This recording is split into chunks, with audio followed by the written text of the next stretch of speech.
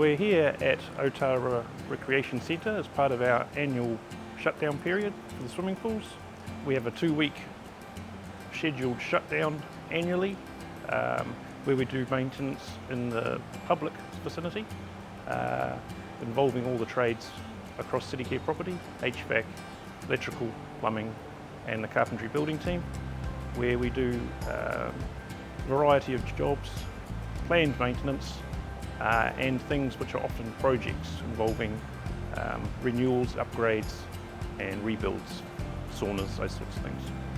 As part of our HVAC shutdown works, we shut down these AHUs. These units are called AHUs. These units run 24/7 throughout the year. So we get 2 weeks to shut it down and do the general checkup and all the maintenance that's involved in it.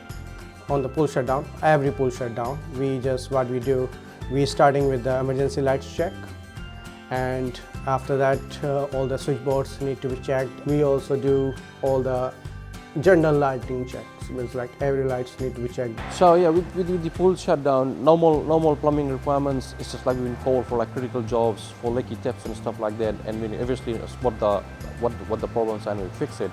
But here we normally spot things ourselves, and if anything requires, or it's like getting past its time to be replaced, we normally do those during this pool shutdown.